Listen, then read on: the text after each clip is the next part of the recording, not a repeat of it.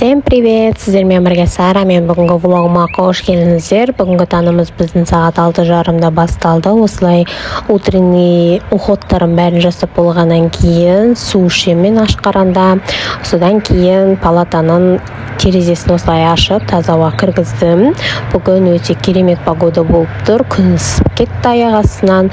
И осылай постелімді жинастырып, анашымның шашын өріп бердім. Қазір біз завтрак іш болғаннан кейін процедураларға барамыз. Шашы осындай болып өрілді, әдемі болып шыққан. Содан кейін өзім макияж жасап алдым, себебі адам көп болады. Түрім, бетім ісіп кеткен қатты ұйқыдан.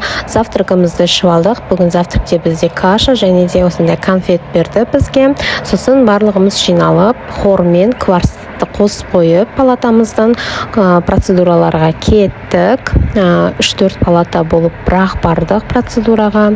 3-4 палата болып, барлығы бірге барды. Мен де қосылып барды манашыммен. Осылай процедураға келдік. Очередь күтіп жүрміз. Мамаға полотенце салып алдым. Массажға керек болады. Осылай лифтке отырдық. Анашымның прическасы әдемі болып тұр. Күшті өріп берді мен. Далада погода керемет болып тұр. Анашым процедураға кіріп кетті. Мен сыртта күтіп отырмын. Процедурадан шыққаннан кейін осындай электрофорезге келдік, яғни қолына массаж жасап береді, осындай тоқ. Одан кейін осындай жаттығуға келдік. Анашым осындай ойындар ойнады. Өте керемет ойын екен, өзімде қызығып кеттім. Сосын бізге осындай физический жаттығу жасатқызды, яғни мамаға жасатқызды. Өте керемет жасайды екен. Біз бұны осы жаттығуды палатада тағы да жататын кезде қайталап жүрміз. Одан кейін обедке келдік. Процедураның барлығы бітті. Обедіміз осындай болды, өте дәмді болып шыққан. Сосын обедке таман осындай әпкеміз келді. Әпкеміз 1-2 сағат отырды. Сағынып қалдық әпкемізді.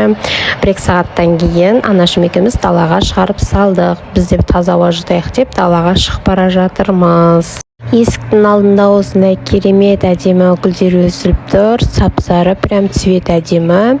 Анашым екеуміз ары жүрдік, бері жүрдік, біраз жерді араладық. Әпкемді шығарып салдық. Сосын жарты сағаттай далада жүрдік. Погода керемет болып тұрғандықтан палатаға кіргіміз келмеді. Осылай қол ұстасып алып, жарты сағат больницаны аралап жүрдік. Біздің больницаға келгенімізге 5-ақ күн болды. Әлі 10 күн жатамыз, 15 күн жатуымыз керек еді негізі. Палатаға келгеннен кейін басымды жуып, уходтарымды жасап, ұйықтадым. Мен бүгінгі влогым осымен аяқталды. Тіркеліп, комментария жазып, лайк басуды ұмытпаңыздар. Пока-пока.